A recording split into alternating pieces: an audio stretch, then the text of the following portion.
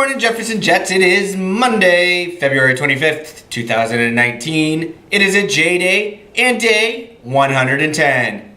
So, please stand for the Pledge of Allegiance, a moment of silence, and your Jefferson Jets pledge. I pledge allegiance to the flag of the United States of America and to the republic for which it stands, one nation, under God, indivisible, with liberty and justice for all. And now the Jefferson Jets pledge. Jefferson Jets are respectful, safe, and kind. It is the Jefferson way to be our best every day. We are continuing with our learning during Black History Month. Today, we will learn about the great Frederick Douglass. One thing I like to do every week is read my favorite comic books. Don't get me wrong, I like to read other books too, but I love reading comic books and seeing what my favorite superheroes are up to. But what about you? Do you like reading comic books? Maybe you like playing video games and you have to read what is on the screen to pass on to the next level. No, maybe you like going on the internet and playing games or talking with people.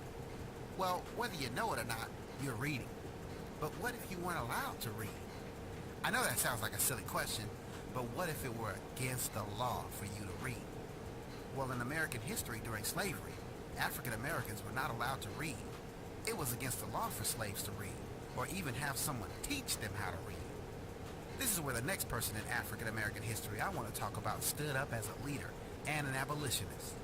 An abolitionist is someone who wanted slavery to be stopped, and they spoke out against people who used African Americans as slaves. Right now, that person I want to talk to you about is one of the most famous African American abolitionists by the name of Frederick Douglass. Known as the most recognized African American leader before the Civil War, Frederick Douglass was born a slave. He never knew his father and was separated from his mother earlier in life. This is where as a slave he moved from plantation to plantation until one slave owner's wife helped him learn the basics of reading. Now, like I said before, at that time, teaching slaves to read was against the law, and when her husband found out, he stopped her from teaching Frederick. Although he didn't have a teacher, Frederick was still smart. Frederick wouldn't be stopped in growing and learning how to read. He watched other white children who learned in school and taught himself how to read later. This got him into trouble because he also taught other slaves to read. When his master found out, he would beat Frederick because he did not want other slaves to learn reading like Frederick did. Frederick eventually stood up to the beatings and one day borrowed the papers of a free sailor and escaped to the north. When he arrived in the north, he found other people who were against slavery too. Like I talked about in the beginning, these people were called abolitionists. Frederick was really good at talking and speaking in front of people, and when he told the abolitionists about how he was treated as a slave, Frederick impressed them. Frederick later wrote a biography about his life. The biography told about everything that he went through in life.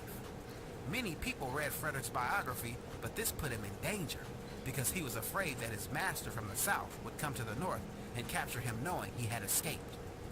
This caused Frederick to escape to Britain. He would return years later once he had made enough money to purchase his freedom. Upon arriving back, Frederick spoke out during the Civil War. When it came to Frederick Douglass, he had respect all the way to the White House. Think about it like this. The president today is Barack Obama. Wouldn't it be cool if you could talk to Obama and he would listen to you? Well, Frederick Douglass had the ear of another famous president who would listen to him. That's right. Frederick Douglass gave advice to President Abraham Lincoln. Frederick convinced Lincoln to give more weapons to African Americans to help fight with the Union soldiers in the Civil War.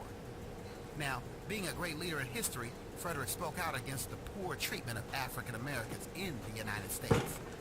Many looked at Frederick's life and thought, why didn't he just escape slavery and live out his days in peace as a free man?